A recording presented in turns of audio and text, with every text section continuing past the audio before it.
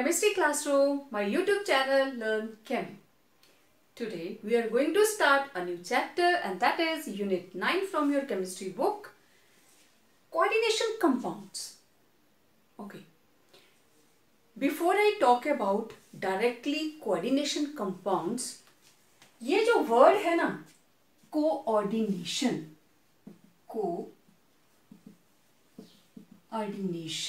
compounds. Okay.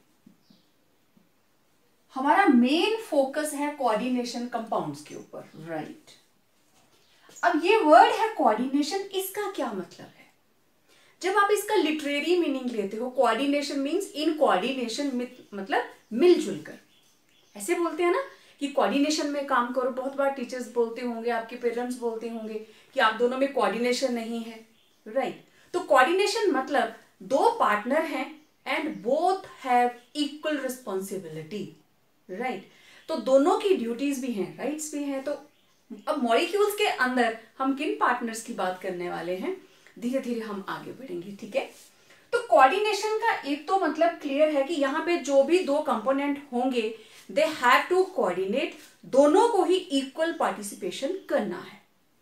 Unit 4th chemical bonding, 11th class के अंदर आप लोग डिफरेंट टाइप्स ऑफ बॉन्डिंग के बारे में पढ़कर आए हो, राइट? वहां पे आप लोग पढ़ते हो ionic bond, covalent bond and then coordinate bond. You remember coordinate bond? और मैंने तब आप लोगों को बोला था कि नेक्स्ट क्लास के अंदर कोऑर्डिनेट बॉन्ड के ऊपर बेस्ड हम फुल फ्लैश्ड एक चैप्टर पढ़ने वाले हैं, and that is coordination compounds. ये वो कंपाउंड्स हैं जिनके अंदर नेचर ऑफ बॉन्डिंग क्या रहेगी? Coordinate bond. उसको हम कोऑर्डिनेट बॉन्ड भी बोलते हैं ना, कोऑर्डिनेट बॉन्ड. और इसको हम बोलते हैं dative bond, donation, dative bond. और कुछ बुक्स में लिखा होता है coordinate covalent bond. Covalent bond की एक स्पेशल कैटेगरी आ जाती है कोऑर्डिनेट बॉन्ड. अब मैं थोड़ा सा आपको रिमाइंड करवाती हूं. कोऑर्डिनेट बॉन्ड में क्या होता है? देखो, आयोनिक के अंदर दोनों मेंबर्स रहते हैं, राइट?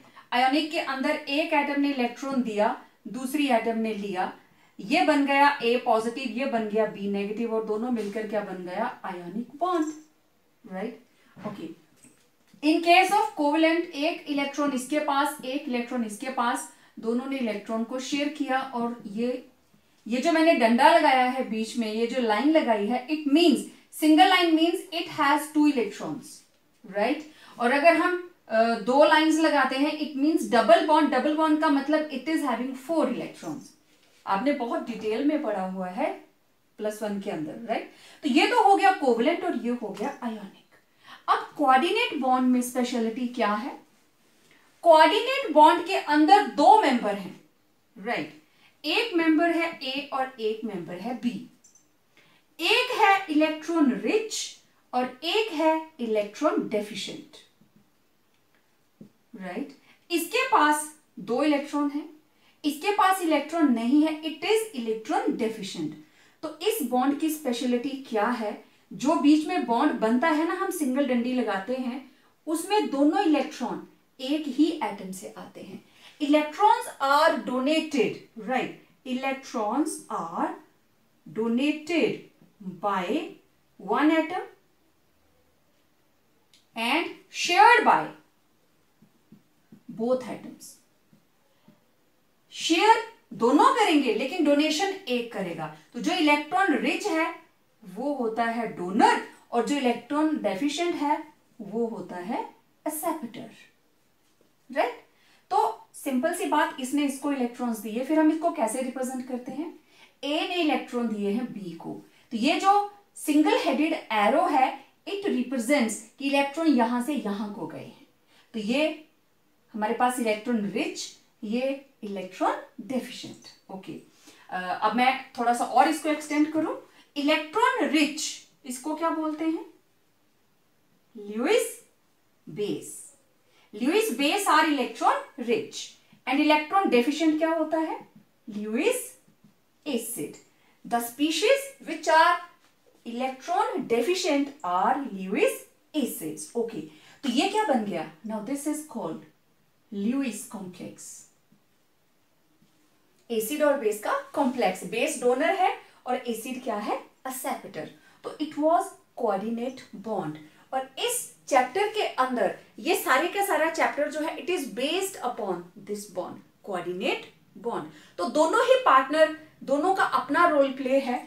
इसके अंदर खाली ऑर्बिटल्स हैं क्योंकि इलेक्ट्रॉन्स को संभालने के लिए ऑर्बिटल्स भी तो चाहिए ना।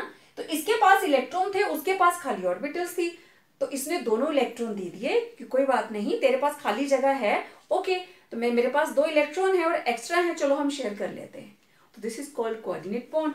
Both are coordinating with each other, right. जिसकी डेफिशिएंसी थी वो भी फुलफिल हो गई, जिसके एक्स्ट्रा इलेक्ट्रॉन्स थे वो भी सेटिस्फाई हो गया। अच्छा, मैं इसको ना एक छोटे से एग्जांपल से आपको बताती हूँ। देखिए, ये है मेरे पास अमोनिया, H। ओके, मैं इसको ना ऐसे बनाती हूं, ये रहा H और इसके ऊपर क्या है, लोन पेयर, राइट।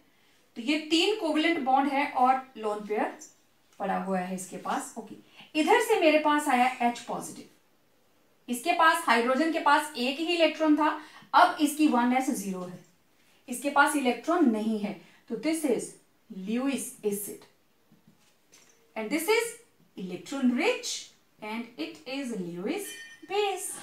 तो वेरी सिंपल, ये दोनों इलेक्ट्रॉन नाइट्रोजन इसको दे देती है, तो ये क्या बन जाएगा, nitrogen single single single. Okay, एक तरीका ये है, आप इसको ऐसे लिखेंगे, इसने इलेक्ट्रॉन दिए, इसका पॉजिटिव चार्ज खत्म, तो ये बन गया, अब ये इसका पॉजिटिव चार्ज खत्म हो गया, इसकी तरफ से इलेक्ट्रॉन्स गए, इस पूरे मॉलिक्यूल के ऊपर पॉजिटिव चार्ज, या हम किसके ऊपर शो करेंगे, नाइट्रोजन के ऊपर, क्योंकि इसका चार्ज सेटिस्फाई हो गया। तो ये क्या बन गया, अमोनियम। अब पढ़ते हो ना, अमोनियम क्लोराइड, अमोनियम हाइड्रोक्साइड, तो नाइट्रोजन ने इलेक्ट्रॉन इसको दिया, तो अब जो इसका पॉजिटिव चार्ज था वो इसके ऊपर आ गया, नाइट्रोजन के ऊपर आ गया, क्योंकि दोनों इलेक्ट्रॉन नाइट्रोजन की तरफ से गए हैं, राइट। तो केमिस्ट्री के अंदर बहुत सारे ऐसे कंपाउंड्स हैं जिनमें आप कोऑर्डिनेट बॉन्ड को बिना जाने इस्तेमाल करते हो, आप उसको मेंशन भी नहीं करते हो। जैसे ओजोन का मॉलिक्यूल, तो आप उसको ऐसे बनाते हो, एक डबल बॉन्ड इधर और कोऑर्डिनेट बॉन्ड इधर, तो आपको पता भी नहीं होता आप इसको यूज कर रहे हो, आप बनाते हो इस तरीके से, है ना, बनाते हैं ना सभी। तो this is also coordinate bond. तो अब कोऑर्डिनेट बॉन्ड के ऊपर बेस्ड हम सारी बातों के बारे में पढ़ने वाले हैं। ओके, तो कोऑर्डिनेशन कंपाउंड्स हैं क्या, these are molecular compounds formed by combination of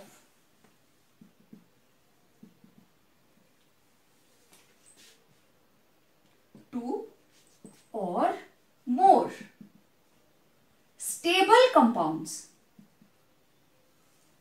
two or more stable compounds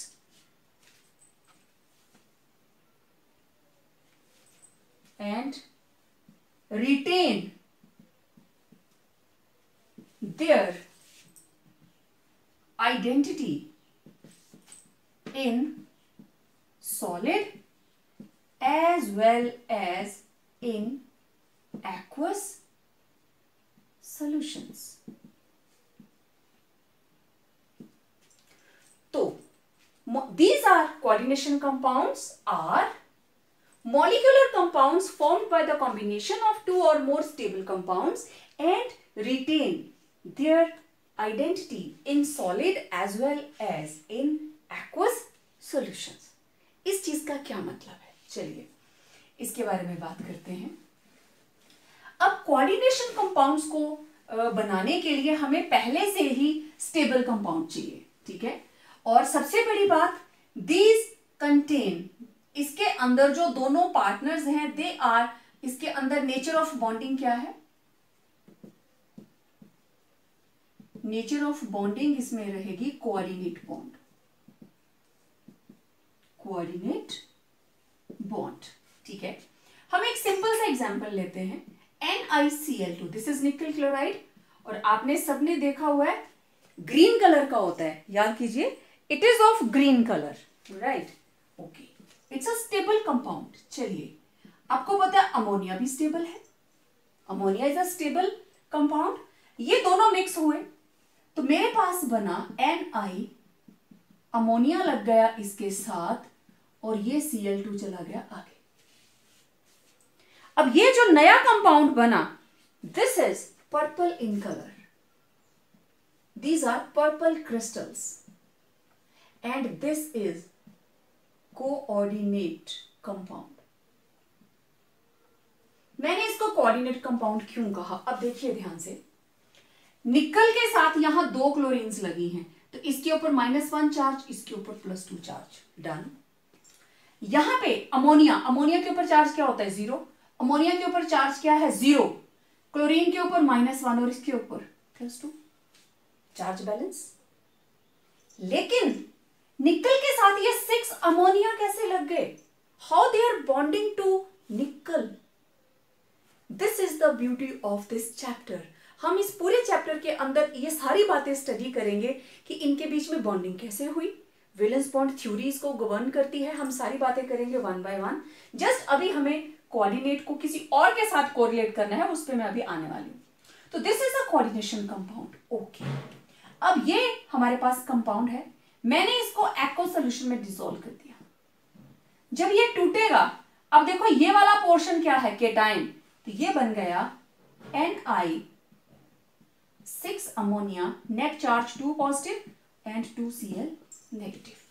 अब ये वाला जो पोर्शन है इधर भी था और इधर भी है, इसने अपनी आइडेंटिटी मेंटेन रखी, सॉलिड में भी, क्रिस्टल्स है ना, these are solid, crystalline form में भी, और जब ये डिसॉल्व कर गया एक्वस में चला गया तब भी। मतलब सॉलिड में भी कोऑर्डिनेशन कंपाउंड था और एक्वस में जाके भी क्या रहा, ये एक्वस कंपाउंड। अब ये जो ब्रैकेट के अंदर वाला पोर्शन है ना, दिस इज कोऑर्डिनेट या coordination entity, this is called coordination entity. ये एज इट इज रहेगी, इससे आगे नहीं तोड़ सकते आप इसको। ये ब्रैकेट हमें बताती है कि ब्रैकेट के अंदर जो 2 लोग हैं उसमें एक मेटल है और एक और स्टेबल कंपाउंड इसके साथ जुड़ा हुआ है, उनके बीच में जो बॉन्डिंग है दैट इज कोऑर्डिनेट बॉन्ड। ये जो मेंबर है ना इसके अंदर, they are bonded through coordinate bond, coordination bond के थ्रू ये लोग जुड़े हुए हैं, कोऑर्डिनेशन बॉन्ड, राइट। इसको क्या बोलते हैं, इसको क्या बोलते हैं, अभी थोड़ी देर में हम वो डेफिनेशंस करेंगे। अभी सिर्फ इतना आप जान लीजिए कि कोऑर्डिनेट कंपाउंड क्या है, वो अपनी आइडेंटिटी को मेंटेन रखता है, कोऑर्डिनेट है, कोऑर्डिनेट ही रहता है, ठीक है। अब मैं इसको एक और ऐसे ही कंपाउंड के साथ, देखने में बहुत बड़ा कॉम्प्लेक्स लग रहा है, इसको कोऑर्डिनेशन कॉम्प्लेक्सेस भी बोलते हैं हम, देखने में बहुत बड़ा कॉम्प्लेक्स लग रहा है, ओके। ये तो हमने खुद बनाया, ठीक है। हमारी बॉडी के अंदर, ह्यूमन बॉडी के अंदर एक बहुत ही इंपॉर्टेंट कंपाउंड है and that is hemoglobin, right. तो this is hemoglobin. Globin means globular protein, ये है प्रोटीनिक पार्ट और ये है नॉन प्रोटीनिक, और इसके अंदर क्या रहता है, आयरन। जब किसी में खून की कमी हो जाती है तो डॉक्टर क्या करते हैं, HB टेस्ट करते हैं और क्या बोलते हैं, नॉर्मली आपने सुना होगा इसका HB कम हो गया है, एनीमिक है, एनीमिक मतलब इसका ब्लड कम हो गया। ब्लड कम होने का मतलब ये नहीं होता है कि बॉडी का फ्लूइड कम हो गया, ब्लड कम होने का मतलब उसमें आयरन की कमी आ गई है, ठीक है। आंखें पीली पड़ जाती हैं, बहुत सारे आपको पता है स्कूल्स के अंदर चेक करते हैं, है ना, ब्लड टेस्ट करते हैं ना, कि हेमोग्लोबिन चेक करते हैं, फिर जितने भी एनीमिक है उनकी लिस्ट बनती है, राइट। तो haemoglobin it is a natural coordination compound that is present in our body, right. तो उसमें क्या रहता है, ये सेंटर में रहता है आयरन और एक ऐसे पोरफायरल रिंग होती है, ये चारों तरफ से ऐसे घिरा होता है इसके साथ, बहुत बड़ा कॉम्प्लेक्स रहता है, ठीक है। ये कोऑर्डिनेट बॉन्ड के थ्रू जुड़ा होता है। तो ये तो था हेमोग्लोबिन। तो आपका 1 नंबर का क्वेश्चन क्या है, मैं अलग से नहीं बताऊंगी, ये आपने नोट करते जाना है कि कौन सी मेटल प्रेजेंट होती है हेमोग्लोबिन के अंदर, and that is iron, iron 2 positive, okay. Chlorophyll, chlorophyll it's a green pigment found in plants. Haemoglobin क्या था? रेड पिगमेंट, है ना. HB क्या था? Red pigment in our body, red pigment. And chlorophyll is a green pigment. जितने भी plants हैं वो सबके अंदर ग्रीन कलर किसकी वजह से है? Due to the presence of chlorophyll. और क्लोरोफिल क्या है? It is a coordination complex of magnesium. Magnesium 2 positive. ये मैग्नीशियम का कोऑर्डिनेशन कंपाउंड है, राइट. Okay, one more. हमारे पास है विटामिन B12. इसका जो केमिकल नेम है दैट इज साइनोकोबालामिन. और इसके अंदर जो मेटल रहती है विटामिन B12 के अंदर, बी कॉम्प्लेक्स के अंदर, दैट इज कोबाल्ट, राइट. तो cobalt is the metal which is present in vitamin B12. तो आप देखो आपकी सराउंडिंग में ही नेचुरल कोऑर्डिनेशन कॉम्प्लेक्सेस हैं. And these are very very stable complexes. Vitamin are stable, chlorophyll कितना स्टेबल है, हेमोग्लोबिन कितना स्टेबल है. और ये सारे के सारे ये जो मेटल आयंस है ना बीच में, ये बाकी ग्रुप्स के साथ जुड़े हुए हैं थ्रू कोऑर्डिनेशन बॉन्ड और थ्रू कोऑर्डिनेट बॉन्ड, राइट. तो आपने देखा बहुत बड़े बड़े कंपाउंड्स हैं, ये बड़े साइज के कंपाउंड्स हैं, राइट. अब ऐसा ही मैं एक और मॉलिक्यूल लिखती हूं, K2SO4 Al2 SO3 and 24 water molecule. देखो कितना बड़ा मॉलिक्यूल है. तो क्या ये कोऑर्डिनेशन कंपाउंड है? Okay, one more. FeSO4 ammonia sulphate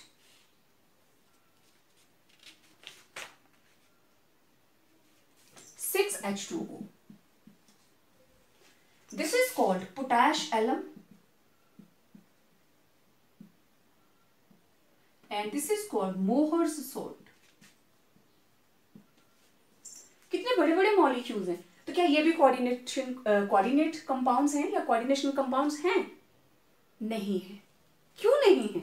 let's find out. देखने में बहुत बड़ा मॉलिक्यूल है, ठीक है, लेकिन जब मैं इसको पानी में डिसॉल्व करूंगी ये टूट जाएगा. क्या बनेगा? 2K पॉजिटिव और क्या निकला? Sulphate 2 negative. आगे क्या है? Aluminium sulphate. इसमें से निकले 2 एल्यूमिनियम और 3 सल्फेट, राइट. वाटर तो वाटर है, सारे का सारा एक्वस हो गया ना, वाटर भी हट गया. अब देखिए पोटाश एलम. पोटाश एलम पता है क्या होता है? फिटकरी. मैंने पहले भी आप लोगों से बात की है इसके बारे में. पोटाश एलम इट इज फिटकरी. आपके घरों में हो सकता है आपके दादाजी आज भी यूज करते हो. It is used as a after shave lotion. कहीं पे कट लग जाता है तो फिटकरी लगाते हैं. कई बार किसी के फ्रैक्चर हो जाता है तो फिटकरी का पानी डालकर उसको फ्रैक्चर वाली जगह को धोते हैं. तो ये क्योंकि इसके ऊपर चार्ज कितना ज्यादा आ जाता है, जैसे पानी में जाएगा देखो सल्फेट 2 नेगेटिव और 3 2 6 negative 2 negative, total 8 negative charge आ रहा है. तो अगर कहीं पे कट लगा होगा तो ब्लड के ऊपर जो चार्ज है उसको सेटिस्फाई करने के लिए, blood is a negative sol, तो इसके अंदर देखो पॉजिटिव हमारे पास आयंस हैं. तो ये बहुत आसानी से ब्लड को कोगुलेट कर देता है, उसके फ्लो को रोक देता है, ठीक है. लेकिन हुआ क्या? पानी में जाते ही, वैसे तो ये बिल्कुल सॉलिड फॉर्म में, बिल्कुल ट्रांसपेरेंट जैसे पियर सोप होता है ना, बिल्कुल वैसी, वो येलो होता है, ये व्हाइट कलर का पीस होता है, ठीक है, फिटकरी. लेकिन पानी में जाते हैं वो घुल जाती है. और जो घुलने के बाद टेस्ट आएंगे वो किसके आएंगे? पोटेशियम आयन के, सल्फेट के और एल्यूमिनियम के. इधर क्या थी? फिटकरी सॉलिड थी. पानी में जाते ही उसने अपनी आइडेंटिटी लूज कर दी. ऐसे ही जब हम इसको पानी में डिसॉल्व करेंगे, what we will get? We will get Fe2 positive, sulphate 2 negative, then 2 ammonium and sulphate 2 negative. Water तो एज इट इज उसमें चला जाएगा, एक्वस में चला जाएगा. ये सारे के सारे एक्वस. तो पानी में जाते ही इन लोगों ने अपनी आइडेंटिटी लूज कर दी। तो वर्चुअली ये क्या थे, इनका आपस में किसी तरह का भी स्टेबल बॉन्ड नहीं था। दे वर जस्ट एडेड, ये सिर्फ आपस में ऐड होकर बैठे हुए थे। तो these are also known as addition compounds, इनको हम बोलते हैं एडिशन कंपाउंड्स। और क्या है, पोटेशियम सल्फेट एक सॉल्ट, एल्यूमिनियम सल्फेट दूसरा सॉल्ट, दोनों आपस में जुड़े तो क्या बन गया, डबल सॉल्ट। डबल सॉल्ट हुआ ना। फेरस सल्फेट एक सॉल्ट, अमोनियम सल्फेट दूसरा सॉल्ट, दोनों आपस में जुड़ गए, एक और दो, क्या बन गया, डबल सॉल्ट। तो दो तरह के कंपाउंड्स हैं, एक है कोऑर्डिनेशन कंपाउंड और दूसरा क्या है, डबल सॉल्ट्स। डबल सॉल्ट्स भी क्या है, दीज आर मॉलिक्यूलर और एडिशन कंपाउंड्स। लेकिन जो कोऑर्डिनेशन कंपाउंड्स हैं those are molecular compounds, those are not addition compounds, क्योंकि वो अपनी आइडेंटिटी को मेंटेन रखते हैं। ओके, अब देखें ये जो डबल सॉल्ट है, अब हमारे पास एक और नई टर्म आ गई, आपने एग्जाम्पल भी देख लिया, डबल सॉल्ट। तो दीज आर एडिशन और molecular compounds formed by mixing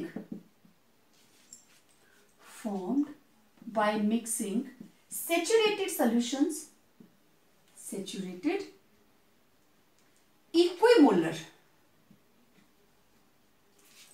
solutions of two or more components,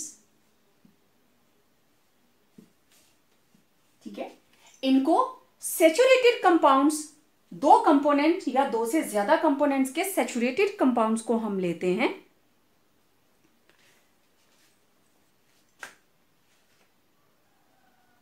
which do not retain their identity in aqueous solutions। फर्क क्या है, ये वाले क्या थे, मॉलिक्यूलर कंपाउंड्स जो कि स्टेबल, दो या दो से ज्यादा स्टेबल कंपाउंड्स को मिक्स करने से बनते थे, and they used to retain their identity in solid as well as in aqueous form. But यहां पे क्या है, these are addition or molecular compounds formed by mixing saturated equimolar solutions of two or more components which do not retain, ठीक है, and these do not retain their identity in aqueous solution, क्योंकि aqueous में जाके वो सिर्फ ions ही देंगे, ठीक है ना। तो ये थे double salt and coordination compounds. Okay, अब मैं थोड़ा सा ना इनको डिफरेंसेस की फॉर्म में लेती हूं, तब हमें और ज्यादा क्लैरिटी हो जाएगी। तो एक साइड मैं ले रही हूं डबल सॉल्ट और एक साइड हमने ले लिया कोऑर्डिनेशन कंपाउंड्स। ओके, तो सबसे पहले तो इनकी डेफिनेशन ही आ गई कि दीज आर एडिशन और molecular compounds, these are molecular compounds, right. Okay, इसके लिए एडिशन कंपाउंड्स के लिए हम क्या यूज करते हैं, equimolar saturated solutions, equimolar saturated solutions of mixing components, जिनको हम मिक्स करने वाले हैं, ठीक है। लेकिन कोऑर्डिनेशन कंपाउंड्स के केस में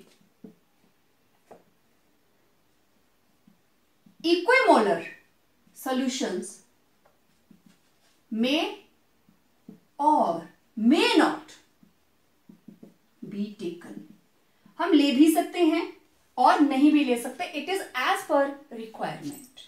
अब एक चीज देखिए, डबल सॉल्ट के अंदर जो मेटल है, metal shows it's normal oxidation state, normal oxidation state और वैलेंसी, जैसे K2SO4, Al2 SO4 thrice 24H2O। तो यहां पोटेशियम के ऊपर है +1, एल्यूमिनियम के ऊपर है +3, और यही इनकी नॉर्मल ऑक्सीडेशन स्टेट होती है।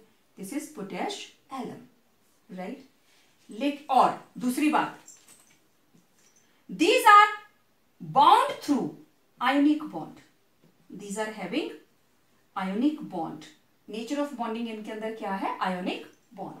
लेकिन इसके अंदर जो है metal shows different type of oxidation state. अभी इसको क्या बोलते हैं मैं आगे इसके बारे में बात करूंगी। Different type of oxidation state as compare to, along with, not as compared to, along with its normal oxidation state। जैसे हमारे पास आया था Ni6 अमोनिया और बाहर क्या था, Cl2, ठीक है। इसी तरीके से K4FeCN6, ठीक है। अब देखो, आयरन निकल -1 0, इसके ऊपर क्या आया, +2।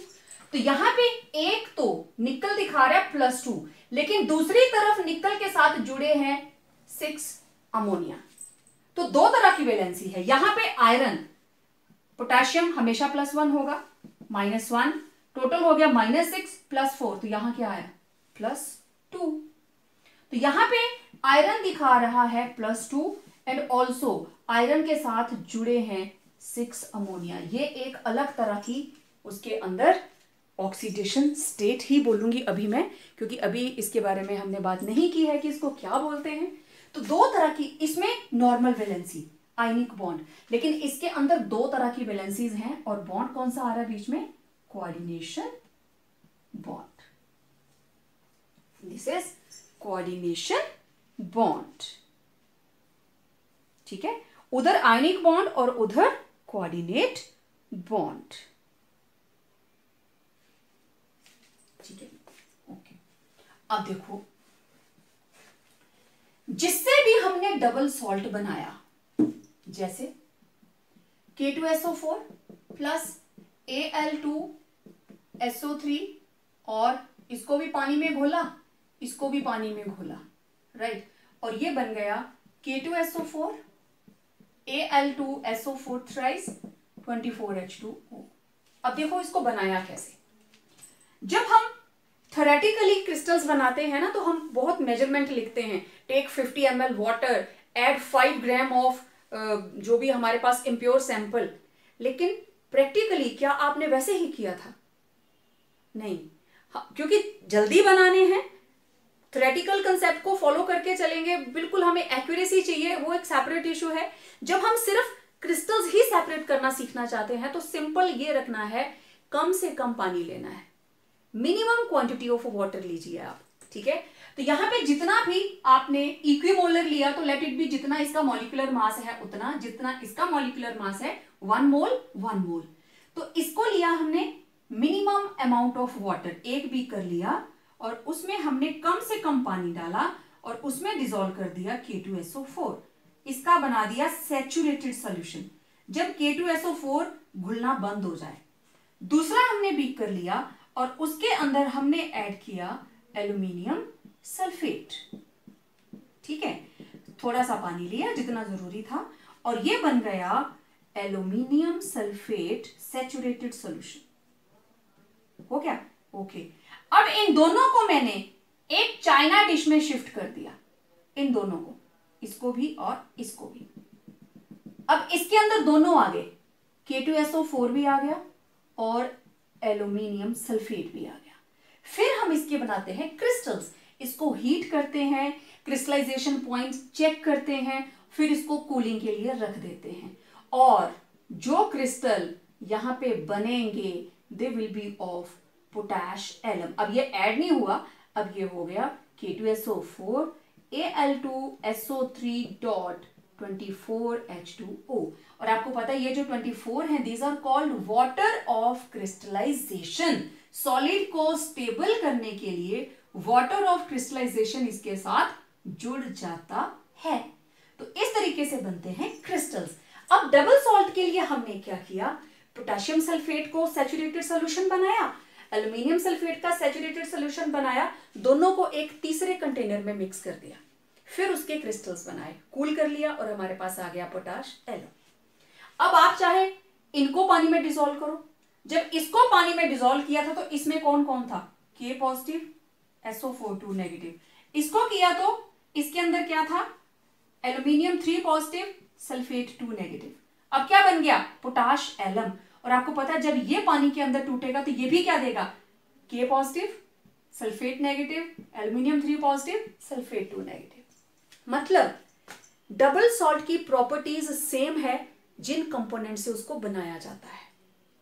श्योर उसी से देखो, अगर इनको पानी में घोलोगे तब भी सेम आयंस रहेंगे, जब फिटकरी बन जाएगी उसको पानी में घोलेंगे तब भी सेम। तो दोनों जो कंपोनेंट मिक्स किए वो और जो कंपाउंड बना, दोनों की प्रॉपर्टीज क्या है, सेम है। ठीक है, लेकिन दूसरी साइड देखें अब क्या होगा, इधर तो सेम आ गई प्रॉपर्टीज क्योंकि आयंस सेम आ रहे हैं, और इधर जब हमने कोऑर्डिनेशन कॉम्प्लेक्स बनाया, चलिए मैं इसको हटा देती हूँ। ओके, मैं एग्जांपल ले लेती हूं। मेरे पास है KCN प्लस FeCN ट्वाइस, ठीक है, ferrous cyanide and potassium cyanide. आपको पता है potassium cyanide is the most poisonous compound, बहुत ही पॉइजनस होता है। ठीक है, तो नॉर्मल लैब्स में रखा भी नहीं जाता है। ये दोनों जब हमने मिक्स किए तो क्या बना, K4 FeCN6। जब ये पानी में जा रहा था तो K पॉजिटिव CN नेगेटिव बन रहा था, ये बन रहा था, देखो इसमें से निकल रहे थे Fe2 पॉजिटिव और 2CN नेगेटिव, यहां से निकल रहे थे K positive and CN negative. लेकिन अब ये बन गया, दिस इज कोऑर्डिनेशन कंपाउंड। जब ये टूटेगा it will give 4K positive plus FeCN6 net charge 4 negative, क्योंकि इसके ऊपर मैंने क्या लिया है, +2 चार्ज। ऑटोमेटिकली 2 आएगा क्योंकि अल्कली मेटल के ऊपर हमेशा 1 रहेगा। तो अब देखो इसकी प्रॉपर्टीज जिससे हमने इनको मिक्स करके बनाया क्या सेम है? जी नहीं, दीज आर एंटायरली डिफरेंट। जिन कंपोनेंट को मिक्स करके हमने ये कंपाउंड बनाया है ये उससे बिल्कुल अलग है। ठीक है, एक मैंने और आपको एग्जांपल दिया था, निकल क्लोराइड, इट्स अ क्रिस्टल, और हमने 6 अमोनिया। अरे अमोनिया इज अ गैस, निकल क्लोराइड उसकी प्रॉपर्टी बिल्कुल डिफरेंट, लेकिन जब ये जुड़ गए आपस में और ये बन गया पर्पल कलर का क्रिस्टल। अब इसकी प्रॉपर्टीज ना तो अमोनिया से मैच करती है ना इसके साथ मैच करती है। तो कोऑर्डिनेशन कॉम्प्लेक्सेस की प्रॉपर्टीज जो है these are entirely different from the components from which they are prepared. Differences clear हुए सबको? ठीक है, देन अब ये थे डिफरेंसेस। आपने ये देख लिया कि नॉर्मल मेटल की वैलेंसी डबल सॉल्ट के अंदर जो हम आयनिक बॉन्ड बनाते हैं बिल्कुल वैसी ही रहती है। अच्छा, एक चीज अब आप देखना, सबसे सिंपल कंपाउंड, मुझे कोई पूछे नेम एन आयनिक कंपाउंड, मैं बिल्कुल सिंपल कंपाउंड बोलूंगी, सोडियम क्लोराइड। ठीक है, तो ये रहा sodium chloride, right? It is an ionic compound. इसके अंदर है Na positive Cl negative, this is cation, this is A9. Clear? उसी तरीके से अगर मेरे पास है K4 FeCN6, तो ये पोर्शन आ गया सोडियम की जगह पे और ये पोर्शन आ गया क्लोराइड की जगह पे। तो दिस पोर्शन K पॉजिटिव वाला, this is केटाइनिक part and this is anionic part. अब ये जो कोऑर्डिनेशन कंपाउंड है ये किसका रोल प्ले कर रहा है? एनाइन का। अब आप उसको तोड़ के देख लीजिए, जब टूटा तो ये बना 4K positive and FeCN6 net charge 4 negative. तो देख लीजिए नेगेटिव चार्ज जिसके ऊपर आता वो क्या बना, A9, and this is cation. तरीका वही है, चीजें वही हैं, लेकिन फर्क क्या पड़ा, हमारे पास एक अलग तरह की बॉन्डिंग आ गई। ये जो मेटल्स हैं, एंड मेटल्स आर कौन सी, D block elements, these are elements of D block. वही मेटल्स इसमें पार्टिसिपेट कर सकती हैं जिनके पास एक्स्ट्रा ऑर्बिटल्स होंगी जो कि खाली हैं, ठीक है। अब अगर मैं आयरन की बात करूं, आयरन का एटॉमिक नंबर होता है 26 और इसकी कॉन्फ़िगरेशन अगर मुझे लिखनी हो, very simple, 4s2 3d6, 4s2 3d6। Main shell कौन सी है, फोर्थ, इसका मतलब इसके पास 4p भी खाली पड़ी हुई है और 4d भी खाली पड़ी हुई है। बहुत सारे कमरे हैं इसके घर में जो खाली पड़े हुए हैं, तो ये किसी भी टाइम किसी दूसरे से इलेक्ट्रॉन एक्सेप्ट करके कोऑर्डिनेशन के साथ वो कमरे किराए पे दे सकती है, राइट। तो वो कोऑर्डिनेशन है कि मेरे घर में जगह खाली है, ओके भाई आपके पास सामान है आप रख लीजिए, लेकिन बदले में आपको मुझे पैसे पे करने पड़ेंगे। तो ये आपस में कोऑर्डिनेट करते हैं, बॉन्डिंग बन जाएगी, मॉलिक्यूल और भी ज्यादा स्टेबल हो जाएगा। क्योंकि आयरन अपनी नॉर्मल वैलेंसी तो पूरी कर ही रही है, नॉर्मल वैलेंसी तो पूरी कर ही रही है, 2 पॉजिटिव शो कर रही है, लेकिन along with that it is also satisfying it's one another type of valency. हम उसके बारे में वार्नर्स थ्योरी के अंदर बात करेंगे, मैं डिटेल में वहां समझाऊंगी, लेकिन यहां मेरा आपको बताने का मतलब यही था कि इनको लेके पैनिक नहीं करना है कि बहुत बड़े बड़े कंपाउंड्स हैं। इनका नॉमेनक्लेचर पेपर में आता है and that is very interesting part of this chapter. धीरे धीरे हम उसकी तरफ बढ़ेंगे, राइट। तो अब मेरे ख्याल से आप लोगों को समझ में आ गया होगा कि डबल सॉल्ट और कोऑर्डिनेशन कॉम्प्लेक्सेस का क्या मतलब है, राइट।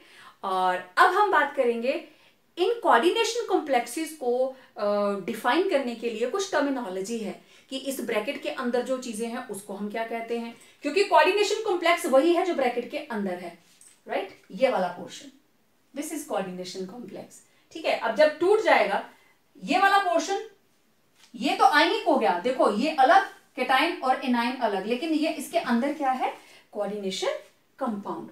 तो अब जो अलग अलग डेफिनेशंस हैं मैं उसकी एक लिस्ट बना लेती हूं, देन हम एक एक करके उसको करते हैं, ठीक है। तो ये मैंने छोटी सी एक लिस्ट बनाई है जिसके बारे में हम बात करने वाले हैं, राइट। तो सबसे पहले what is coordination entity, coordination complex और कोऑर्डिनेशन एंटिटी क्या होती है। देखिए एक स्क्वायर ब्रैकेट के अंदर मेरे पास एक मेटल है और उस मेटल के साथ कुछ और मेरे पास आयंस लगे हैं। स्क्वायर ब्रैकेट के अंदर मेटल के साथ आयंस लगे हैं जो इस मेटल की एक पर्टिकुलर ऑक्सीडेशन स्टेट को सेटिस्फाई कर रहे हैं, और इसके ऊपर कोई ना कोई नेट चार्ज भी है। तो ये जो स्क्वायर ब्रैकेट इन दोनों को एनक्लोज कर रही है, जिनके बीच में कोऑर्डिनेट बॉन्ड है, तो कॉम्प्लेक्स एंटिटी के अंदर क्या है, एक इसमें रहेगी central metal atom, central metal atom bonded to neutral molecules और एनाइनिक, न्यूट्रल मॉलिक्यूल्स और anionic ions through coordinate bonds. Central metal atom bonded to neutral molecules or anionic ions through coordinate bond enclosed in a square bracket is known as coordination complex or coordination entity. Clear? तो आप किसको coordination complex या entity बोलेंगे? जिसके अंदर एक central metal atom है या आयन है। ये मेटल एटम भी हो सकती है और आयन भी हो सकता है, राइट। अब आप यहां पे देखो तो इसके ऊपर +2 चार्ज है, तो this is central metal ion bonded to neutral और anionic anions through coordinate bond enclosed in a square bracket. It is known as coordination complex or coordination entity. Clear? Okay. अब मैं अगर इनके टाइप्स की बात करूं, कोऑर्डिनेशन कॉम्प्लेक्सेस कितनी तरह के होंगे देखिए ध्यान से जरा. तो दीज आर ऑफ 3 टाइप्स. 3 तरह के होंगे. एक है एनायनिक, एक है केटायनिक और तीसरी टाइप है न्यूट्रल. एनायनिक मतलब जब ब्रैकेट के बाहर negative charge FeCN6 net charge 4 negative, then let it be cobalt,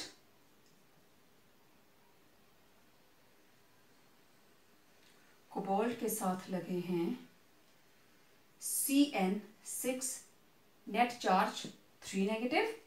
तो जब इनके ऊपर नेगेटिव चार्ज हो, निकल NiCN4 NiCl4, तो इसके ऊपर नेट चार्ज 2 नेगेटिव. राइट? तो जब नेट चार्ज 2 नेगेटिव मींस ये एनायन की जगह पे प्रेजेंट होंगे. जब स्क्वायर ब्रैकेट के बाहर नेगेटिव चार्ज आ रहा है तो these are called anionic coordination complexes. और अगर इनके ऊपर केटायनिक आता है, let find out. CO NH3 6 time net charge 3 positive, Ni 4 ammonia net charge 2 positive. अब देखो ये किसकी जगह पे आ रहे हैं? केटाइन की जगह पे. ठीक है, इनके ऊपर पॉजिटिव चार्ज आ रहा है केटाइन की जगह पे. There are many complexes which are neutral, जैसे टेट्रा कार्बोनिल निकल. कार्बोनिल के ऊपर 0 चार्ज, निकल के ऊपर भी 0, नेट चार्ज कुछ भी नहीं है. Okay. Then cobalt CO6 times net charge 0, इसके ऊपर कोई भी नेट चार्ज नहीं है. ठीक है. देन कोबाल्ट, इसके साथ लगे हैं 3 अमोनिया और 3 लग गए chloride. 3 negative 3 positive, net charge क्या आया? 0. जरूरी नहीं है सारे एक ही तरह के आप लगाएंगे और हो जाएगा. ये हो गया 0. ओके. एक और एग्जांपल लेते हैं. Platinum, late it B PtCl2 और इसके साथ प्लेटिनम के साथ प्रेजेंट है अमोनिया, नेट चार्ज 0. अब ऐसा नहीं है कि मेटल के ऊपर चार्ज 0 है, इसके ऊपर है +2 -1, नेट क्या आया? 0. ठीक है. यहां पे -1 +3 नेट क्या आया? 0. लेकिन यहां 0 है और इसके ऊपर भी 0 है. तो 3 तरह के आए. अगर सफियर के ऊपर नेगेटिव चार्ज है तो एनायनिक, सफियर के ऊपर पॉजिटिव चार्ज है तो केटायनिक, और ये न्यूट्रल है तो कोई चार्ज नहीं है तो न्यूट्रल. अच्छा, अब एक चीज देखिए, मैं इसको लिखने लगी तो 4 नेगेटिव है ना, मैंने इसके बाहर लगा दिया K4 FeCN6, हो गया बैलेंस. ओके. यहां पे नेट चार्ज है 3, तो मेरे को 3 नेगेटिव चार्जेस चाहिए, तो मैं इसको ऐसे लिखूंगी CO NH3 6 टाइम्स, साथ में मैंने लगा दिए Cl3, हो गया बैलेंस. 3 पॉजिटिव था, अगर इसको मैं हटा देती हूं तो इस पे क्या आ जाएगा? 3 पॉजिटिव चार्ज. तो ये देखिए, अब ये किसकी जगह पे प्रेजेंट है? सोडियम की जगह पे. और ये किसकी जगह पे? क्लोराइड. ये किसकी जगह पे है? सोडियम की जगह पे. और ये किसकी जगह पे है? क्लोराइड की. सिंपल. जब ये क्लोराइड की जगह पे आया तो नेगेटिव, जब ये सोडियम की जगह पे आया तो पॉजिटिव. है ना आसान? ओके. तो वो क्या है? न्यूट्रल. ठीक है. इनको किसी को भी रट्टा मारने की जरूरत नहीं है. विद प्रैक्टिस आप बिल्कुल सीख जाएंगे, क्योंकि अभी मैं सिखाऊंगी हम इनको बनाते कैसे हैं, लिखते कैसे हैं. ठीक है. तो बिल्कुल भी पैनिक नहीं करना है. इसको मैं हटाऊंगी. ऐसा नहीं है कि ये ऐसे ही एग्जिस्ट करते हैं विद नेगेटिव चार्ज, ये ऐसे एग्जिस्ट करता है. लेकिन जब मैंने इसको हटा दिया तो क्या बनेगा? ये CO NH3 6 times net charge 3 positive +3 Cl negative, तभी ऐसे बनेगा. ठीक है. तो ये थे 3 तरह के एनायनिक, केटायनिक एंड न्यूट्रल. तो कौन थे ये? दीज वर कोऑर्डिनेशन एंटिटी और कोऑर्डिनेशन कॉम्प्लेक्स, इसको बोलते हैं कोऑर्डिनेशन एंटिटी और coordination complex. Okay, now next is central metal atom. What is central metal atom और आयन? ओके, कोऑर्डिनेशन एंटिटी के अंदर वो मेटल, चलो मैं पूरा कॉम्प्लेक्स ले लेती हूं. This is coordination compound. उसके अंदर metal which is bonded to neutral और anionic molecules through coordinate bond, that is called central metal atom और आयन. बातें वही है, बार बार वही रेपिटेशन होती जाएगी, आपको जस्ट ध्यान रखना है इसका. तो सेंट्रल मेटल एटम, इस कॉम्प्लेक्स के अंदर सेंट्रल मेटल एटम कौन है? देखो ये भी मेटल है और ये भी मेटल है, दोनों ही मेटल्स हैं, लेकिन जो मेटल कोऑर्डिनेशन स्फीयर के अंदर है, metal which is enclosed in coordination sphere and bonded to neutral और ionic molecules through coordinate bond, that is called central metal atom और आयन. अगर इसके ऊपर चार्ज है तो वो एटम, अगर इसके ऊपर चार्ज नहीं है तो एटम, अगर कोई चार्ज आता है तो it will be ion, right. तो next ligands. What are ligands? Central, और ये वो होती है सेंट्रल एटम मेटल एटम और आयन. It accepts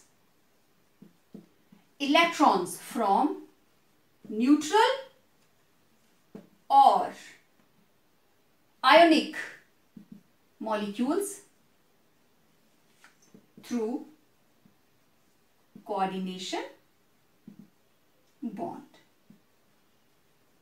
right. अब आए ligands, इसी के साथ मिलता जुलता रहेगा. What are ligands? आपको पता है these are electron rich species. तो कोऑर्डिनेशन एंटिटी के अंदर, अब मैं फिर एक ही एग्जांपल बार बार ले रही हूं. कोऑर्डिनेशन एंटिटी के अंदर वो कंपोनेंट जो सेंट्रल मेटल एटम को इलेक्ट्रॉन्स डोनेट करता है, राइट, न्यूट्रल और ionic molecules capable of donating one or more lone pair of electrons to central metal atom or ion through coordinate bond are called ligands. Very simple. अब देखो complex तो वही है, sphere लग गया कोऑर्डिनेशन एंटिटी, जिसने electron accept किए central metal atom और आयन, जिसने इलेक्ट्रॉन डोनेट किए दैट इज, जो डोनर है दैट इज लाइगेंड. और डोनर आपको पता है लुईस बेस न्यूट्रल भी हो सकता है और वो आयोनिक भी हो सकता है, means it may have negative charge, क्योंकि इलेक्ट्रॉन रिच स्पीशीज होनी चाहिए. तो ये था लाइगेंड्स. ओके, अब देखते हैं लाइगेंड्स की types. These are very important. Types of ligands. मैं इधर ही लिखूंगी इनके नाम क्योंकि मुझे बोर्ड खाली चाहिए. टाइप्स में देखो, पहला है मोनोडेंटेट, मोनोडेंटेट. फिर है बाइडेंटेट, बाइडेंटेट. फिर है पॉलीडेंटेट.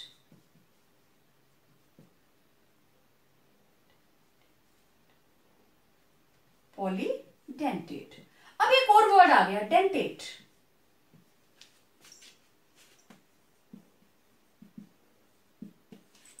डेंटेट मतलब दांत, ठीक है.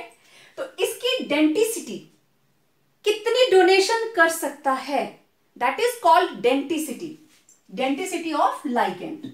तो जो सिर्फ वन लोन पेयर डोनेट करे, it can donate only one lone pair, that is called monodentate.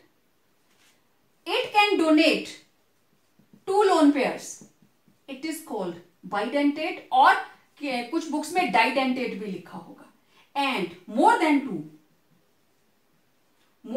To, तो देखो अगर 3 होंगे तो ट्राइडेंटेट, 4 होंगे तो टेट्राडेंटेट, 5 होंगे तो पेंटाडेंटेट, 6 होंगे तो हेक्साडेंटेट। तो ligands on the basis of their capacity of donation, उस तरीके से इनको हम डिफरेंशिएट करते हैं, क्लासिफाई करते हैं। ठीक है, तो अभी हम देखते हैं मोनोडेंटेट। ठीक है, मोनोडेंटेट का मतलब डोनेशन कितनी, एक लोन पेयर की। तो सबसे सिंपल मॉलिक्यूल अमोनिया, ठीक, वाटर, लोन पेयर 2 है लेकिन डोनेशन 1 की ही होती है। सारे के सारे सिंगल वाले एनाइंस, क्लोराइड, फ्लोराइड, आयोडाइड, ठीक है, हाइड्रोक्सो, साइनाइड, HCN, बहुत सारे ऐसे कंपाउंड्स हैं जो डोनेशन करते हैं ओनली 1 लोन पेयर, तो उनके अंदर आ जाते हैं मोनोडेंटेट। ठीक है, एसीटेट CH3COO नेगेटिव, हम इनकी ना आगे भी डिटेल बनाने वाले हैं। यहां मैं सिर्फ आपको डेंटिसिटी के बारे में बता रही हूं कि ये सिर्फ एक डोनेशन करेंगे मतलब सिंगल बॉन्ड बनाएंगे। तो अगर आयरन के साथ 6 अमोनिया लगे हैं तो अमोनिया कितने बॉन्ड बना सकता है, 1। तो इसका मतलब इस आयरन के साथ अमोनिया ने 6 बॉन्ड्स बनाए हैं। समझ आ गई बात? तो एक क्या है, 1 बॉन्ड, 6 का कितना हो जाएगा, 6 बॉन्ड्स, राइट। तो ये थे मोनोडेंटेट। क्लियर सबको? अब बात करते हैं डाइडेंटेट और बाइडेंटेट के बारे में। डाइडेंटेट और bidentate, one and the same thing. Okay, तो इसका सबसे सिंपल एग्जांपल, अब इसके अंदर 2 डोनर एटम्स होंगे। मोनोडेंटेट के अंदर there is only 1 donor atom. Monodentates they contain only 1 donor atom. Ammonia में नाइट्रोजन लिखा ना आपने, अमोनिया, अमोनिया की डोनर एटम, अमोनिया की डोनर एटम कौन है, नाइट्रोजन। वाटर की donor atom oxygen, OH negative की डोनर एटम ऑक्सीजन, एसीटेट की डोनर एटम ऑक्सीजन। ठीक है, तो these are donor atom, single एक ही एटम डोनेशन करेगी। लेकिन बाइडेंटेट के अंदर there are present 2 lone pair, there is donation of 2 lone pairs and there are 2 donor atoms. और इसका बहुत सिंपल एक एग्जांपल है, दैट इज इथिलीन डाइअमीन। ठीक है, देखें, ये रहा इथिलीन और ये रहा डाइअमीन, है ना, सिंपल। एक लोन पेयर इसके ऊपर, एक लोन पेयर इसके ऊपर, तो एक डोनेशन, दूसरी डोनेशन, हो गया ना, बाइडेंटेट। ठीक है, तो दिस इज इथिलीन डाइअमीन। इसको हम नोट करते हैं स्मॉल EN के साथ। ठीक है, अच्छा, एक और एग्जांपल लेते हैं, ऑक्सलेट आयन। ये इसका एग्जांपल हुआ ना, ऑक्सलेट आयन। देखें, COO नेगेटिव, COO नेगेटिव, यही होता है ना। तो एक डोनेशन यहां से, एक डोनेशन यहां से। ठीक है, अच्छा, इसको मैं और खोल के लिख देती हूं, C double bond O, C double bond O, यही हुआ ना ऑक्सैलिक एसिड। तो एक नेगेटिव चार्ज इधर, एक नेगेटिव चार्ज इधर, तो ये रही एक डोनेशन, ये रही दूसरी donation. This is oxalate ion. Oxalate ion के अलावा we also have sulphate, SO4 negative. देखिए, sulphur, double bond, double bond, single bond, single bond, एक ऑक्सीजन, एक ऑक्सीजन, तो एक डोनेशन, दूसरी डोनेशन। ठीक है, तो ये हो गया bidentate sulphate ion. Okay, carbonate, C double bond O, single bond, oxygen के ऊपर नेगेटिव, नेगेटिव, एक डोनेशन, दूसरी डोनेशन, ये हो गया कार्बोनेट। अब बाइडेंटेट के अंदर कार्बोनेट के अलावा we are also having glycinate ion, CH2, glycine. Glycine क्या होती है, NH2COOH, the simplest amino acid glycine, ठीक है, इसके ऊपर लोन पेयर और इसके ऊपर नेगेटिव चार्ज। अब ये बन गया ग्लाइसिनेट आयन।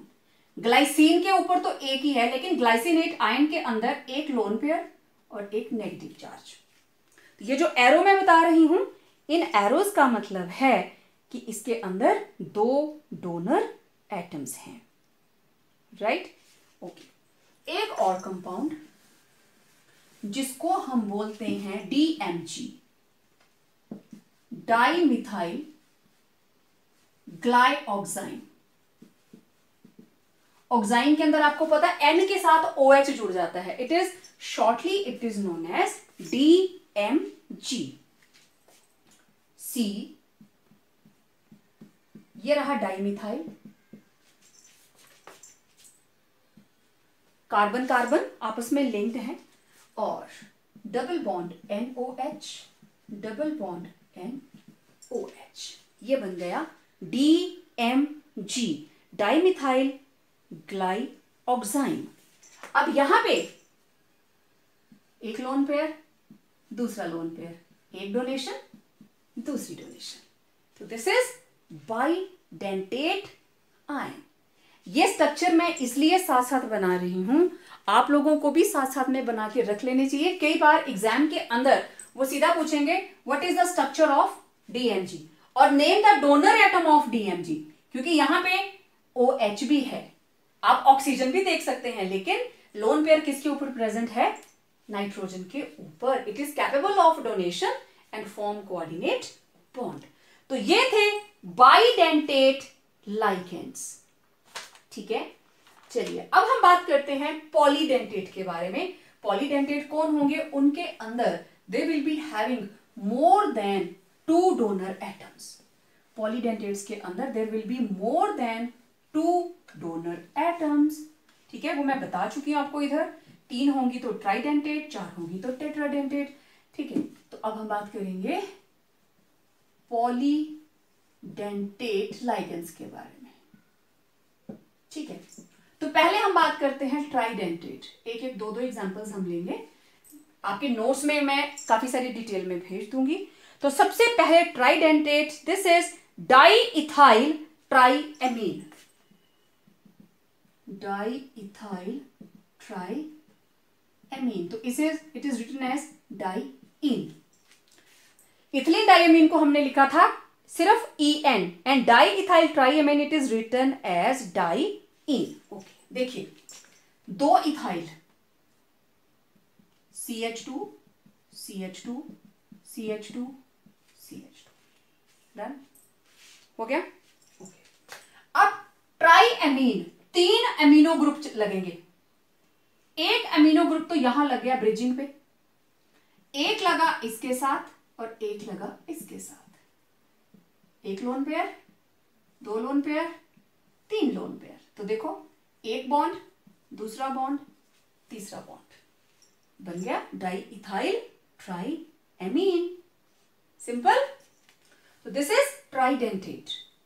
3 डोनर एटम्स हैं और तीनों डोनर एटम्स कौन सी हैं? नाइट्रोजन।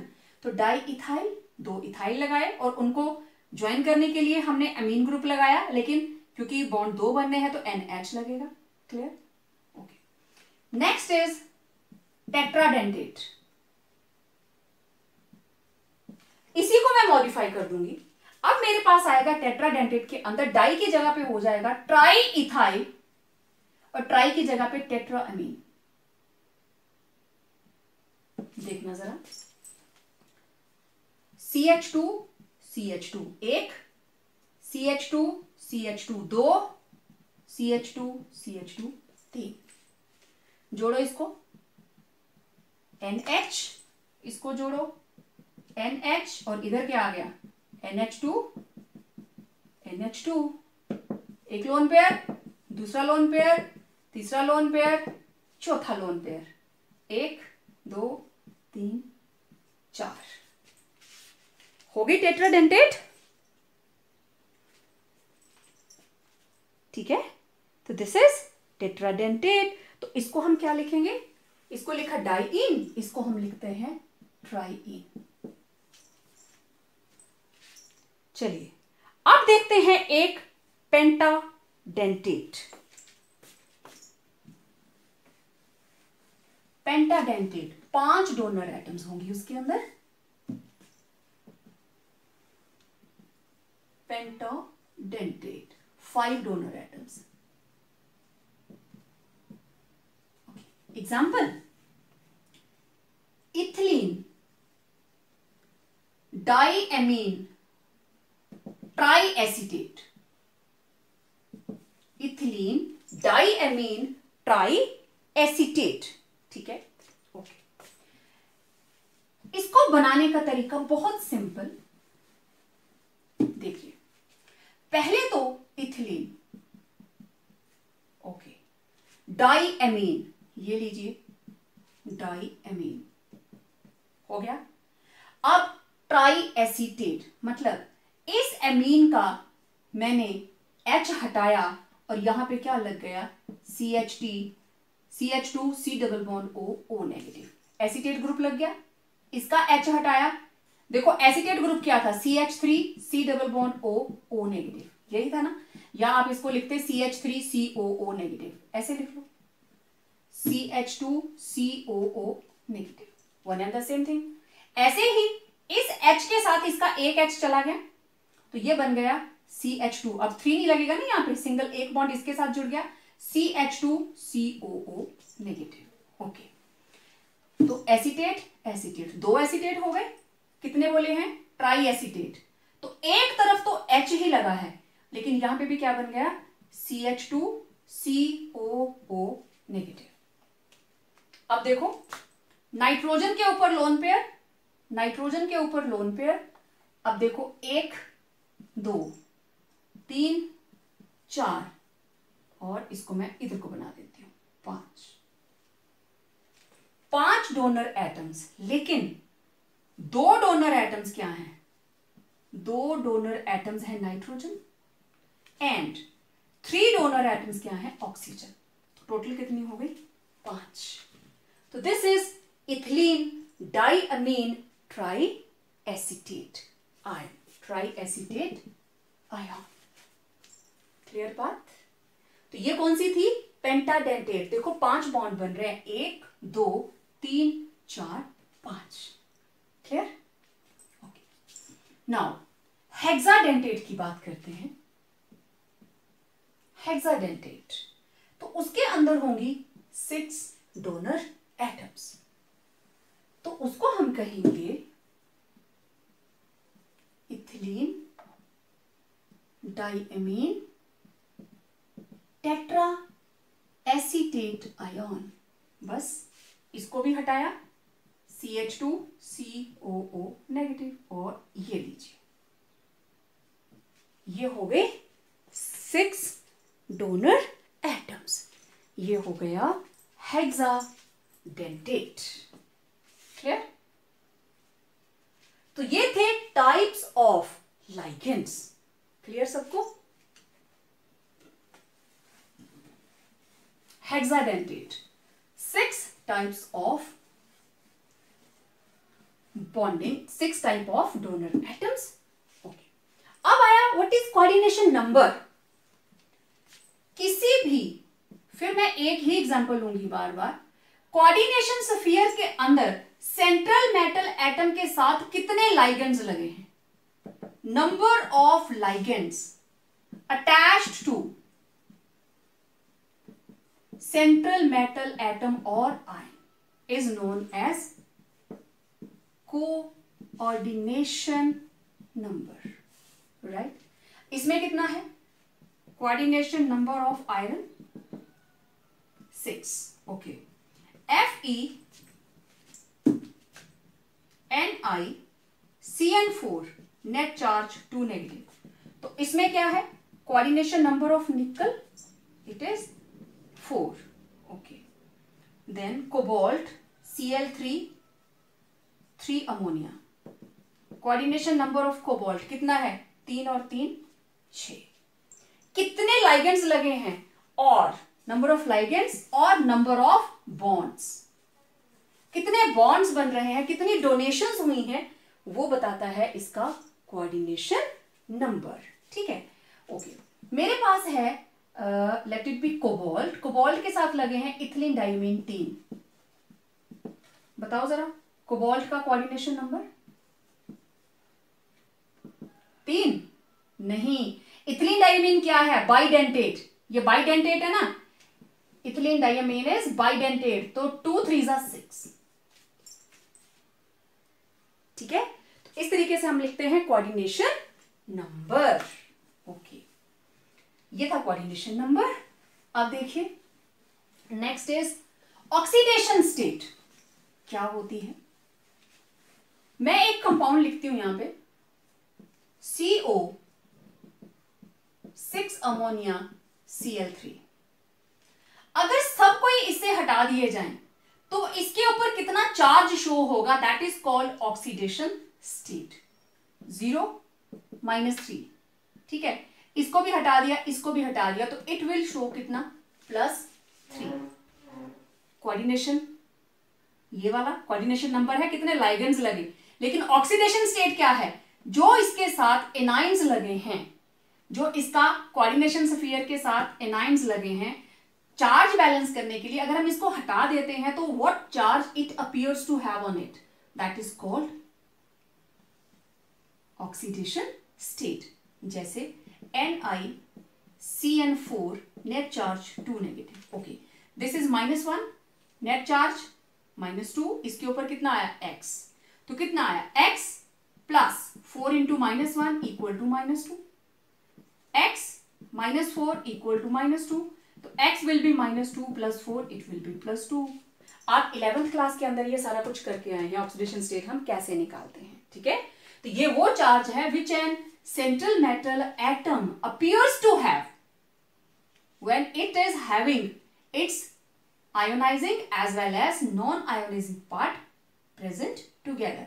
और अगर हम उसको हटाते हैं तो क्या चार्ज ये अपने ऊपर शो करेगा, right. Next is homoleptic and heteroleptic coordination complexes क्या होते हैं। ओके, एक मैंने ये लिखा और एक मैंने ये लिखा। इसके अंदर सारे के सारे लाइगेंड्स एक जैसे हैं, होमोलैप्टिक। इसके अंदर 2 तरह के आ गए, हेटेरोलैप्टिक, राइट। तो अगर सेम टाइप ऑफ लाइगेंड्स हों तो होमोलैप्टिक, और अगर डिफरेंट टाइप ऑफ लाइगेंड्स हैं तो हेटेरोलैप्टिक, उसे हम कहेंगे हेटेरोलैप्टिक। क्लियर? ओके, अब इसके साथ ही मैं एक चीज आपको और बता देती हूं। व्हाट इज किलेशन और किलेटिंग इफेक्ट? हमारे पास जो पॉलीडेंटेट लाइगेंड्स हैं, जब वो कॉम्प्लेक्स बनाते हैं, जैसे मैंने बना दिया late it B platinum En twice, right, Cl2। अब ये कॉम्प्लेक्स बहुत स्टेबल होता है। रीजन, ये रहा प्लैटिनम और ये रहा ethylene diamine. This is ethylene diamine. अब ये रहा कॉम्प्लेक्स। अब देखो साइक्लिक बन गया ना, it has form cyclic structure. ये साइक्लिक स्ट्रक्चर इसको ज्यादा स्टेबिलिटी देता है as compare to other ligands जो इसके साथ स्ट्रेट स्ट्रक्चर्स बनाएंगे। तो this is called chelating ligand. वो लाइगेंड जो साइक्लिक स्ट्रक्चर बना सकता है at the time of donation, और वो हमेशा पॉलीडेंटेट में ही आएंगे, चाहे वो डाइडेंटेट हो, ट्राइडेंटेट हो, हेक्साडेंटेट हो, तो दे फॉर्म कीलेट्स। कीलेट का मतलब होता है कैले। कैले means it's a Greek word which means, कैले मीन्स क्लॉ। बर्ड्स का क्लॉ होता है ना, पंजा, ऐसे, तो देखो सेम ऐसे बन जाता है, पंजे की तरह वो उसको जकड़ लेता है। That is why it is called chelating ligand. और जिस कीलेशन की वजह से इसमें स्टेबिलिटी आती है that is called chelating effect. तो ये तो इथिलीन डाइअमीन था। आप इसमें बहुत सारे कॉम्प्लेक्सेस हैं जिनको आप यूज कर सकते हो इसका साइक्लिक स्ट्रक्चर दिखाने के लिए। तो इट वाज किलेशन और किलेटिंग इफेक्ट। फिर होते हैं एम्बिडेंट लाइगेंड्स। कुछ ऐसे लाइगेंड्स हैं जिनके पास दो डोनर एटम्स हैं, जैसे साइनाइड। अगर ये नाइट्रोजन के थ्रू डोनेट करे, ठीक है, नाइट्रोजन के थ्रू डोनेट करे तो नेट नेगेटिव चार्ज नाइट्रोजन के ऊपर, तो इट इज कॉल्ड साइनो। और अगर ये सी के थ्रू करे तो आइसोसाइनो। तो it can donate through C, it can donate through N. तो इसको हम कई बार ऐसे लिखते हैं साइनो एन, साइनो सी, ऐसे भी लिख सकते हैं। या तो आइसोसाइनो लिखिए आप जब ये डोनेशन है थ्रू नाइट्रोजन, जब डोनेशन है थ्रू कार्बन तो आइसोसाइनो और साइनो सी, साइनो और साइनो एन। इसी तरीके से HCN, ठीक है, और हम इसको लिख सकते हैं NCS। तो जब नाइट्रोजन के थ्रू डोनेशन है तो दिस इज कॉल्ड थायोसाइनेटो, और जब S के थ्रू डोनेशन है तो इस इज कॉल्ड आइसोथायोसाइनेटो। और हम इसको क्या बोलते हैं, थायोसाइनेटो N, थायोसाइनेटो S। तो ऐसे बहुत कम हमारे पास लाइगेंड्स हैं जो दो उनके अंदर, एक ही लाइगेंड के अंदर दो तरह की डोनर एटम्स हैं, और वो प्रेजेंट भी ऐसे ही होती हैं कि चाहे वो उधर से चाहे वो उधर से। ऐसे ही ये है मेरे पास नाइट्रो, अगर ये O के थ्रू करे तो इट इज कॉल्ड नाइट्रो, अगर ये N के थ्रू करे तो इट इज कॉल्ड, N के थ्रू करे तो नाइट्रो और O के थ्रू करे तो नाइट्रीटो, ठीक है। तो इस तरीके से these are called ambident ligands. Let us have a quick revision. हमने क्या क्या पढ़ा आज। मैं यहां पे एक कॉम्प्लेक्स लिख लेती हूं, late it be cobalt NH3 6, इसके बाहर लगा है Cl3। ओके, अब देखो ये जो स्क्वायर ब्रैकेट है, ये वाला portion, this is called coordination sphere. Square bracket enclosing central metal atom and ligands, ठीक है। ओके, अब ये क्या है इसमें, सेंट्रल मेटल आयन, क्योंकि इसके ऊपर क्या है, दिस इज -1 +3 है ना चार्ज। ओके, अब ये रही सेंट्रल मेटल एटम, और ये क्या है, अमोनिया क्या है, लाइगेंड। अब ये जो 6 लिखा है इसके साथ, ये क्या है, coordination number. Central metal atom के साथ कितने लाइगेंड्स लगे हैं, कितने बॉन्ड्स बन सकते हैं, दैट इज कोऑर्डिनेशन नंबर। ये रहा कोऑर्डिनेशन स्फीयर, और ये आयोनाइज होकर पानी में जा सकता है क्योंकि स्फीयर के बाहर है, दिस इज आयोनाइजेशन स्फीयर, ठीक है। अब इसके ऊपर ये जो लिखा है 3 positive, this is oxidation state. यही कुछ पढ़ के आए ना आप। Central metal atom square bracket के अंदर जिसने इलेक्ट्रॉन एक्सेप्ट करने हैं, लाइगेंड जो कि इलेक्ट्रॉन डोनर है, ये है इलेक्ट्रॉन डेफिशिएंट, ये है number of ligands. Coordination number क्या है, नंबर ऑफ लाइगेंड्स। और ऑक्सीडेशन स्टेट उसकी नॉर्मल वैलेंसी, ये वाला पोर्शन कोऑर्डिनेशन स्फीयर और अनआयोनाइजेबल, नॉन आयोनाइजेबल। लेकिन स्फीयर के बाहर ये जो 3 Cl लगे हैं ये आयोनाइज हो सकते हैं, ठीक है। तो जो जो डेफिनेशंस आपने पढ़ी हैं आप देखो वो सारी की सारी चीजें आ गई हैं। अच्छा, अब ये होमोलिप्टिक है कि हेट्रोलिप्टिक, यस, क्योंकि एक ही तरह के लाइगेंड्स हैं तो इट इज होमोलैक्टिक कॉम्प्लेक्स। तो आई होप जितनी भी डेफिनेशंस हमने की आपको सारी की सारी समझ में आ गई होंगी। ठीक है, तो इस लेक्चर की वीडियो मैं आपको जो भी एनिमेशन होगी मैं आपको सेपरेटली शेयर कर दूंगी, क्योंकि वीडियो ऑलरेडी बहुत लंबा हो चुका है। तो जब तक हम नेक्स्ट वीडियो लेकर आए, इसको अच्छे से पढ़ें, रिवाइज करें। Stay home, stay safe.